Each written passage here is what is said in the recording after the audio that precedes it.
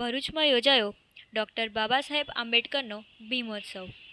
આજરોજ ભરૂચમાં doctor Baba Saheb Ambedkar hall ખાતે ભીમોત્સવ સમિતિ ભરૂચ દ્વારા ભારત રત્ન સંવિધાનના રચયિતા ડૉક્ટર બાબા સાહેબના જીવન અને તેમને જીવનમાં તેમણે કરેલા સંઘર્ષ વિશે માહિતી અને જાણકારી આપી ડૉક્ટર બાબા સાહેબની તમામ જીવન કથનીઓની રજૂઆત કરી હતી। અનુસૂચિત જાતિના સમાજના લોકો ઉપસ્થિત રહ્યા હતા। લોકોએ એનાથી માહિતગાર કરાયા હતા।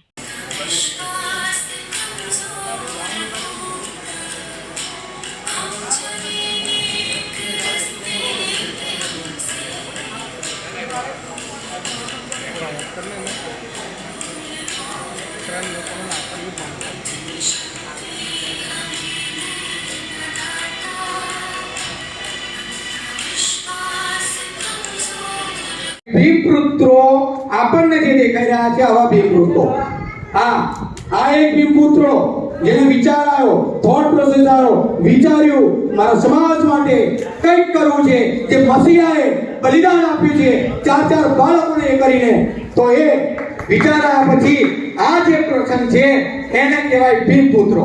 સચ્ચાઈથી અને દિલથી સેલ્યુટ।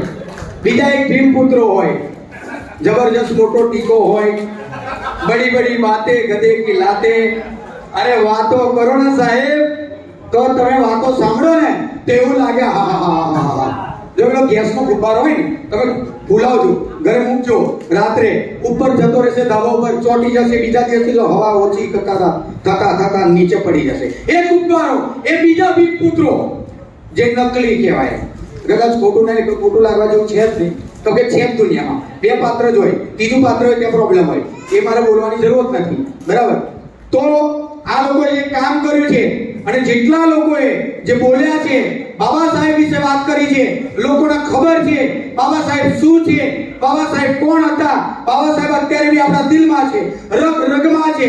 આ જે છે જે પણ આ બોલું છું કે આ બેઠા છે એ દેન ખાલી બાબા સાહેબની છે, બીજા કોઈની નથી। આ કોઈની ઓકાત નથી।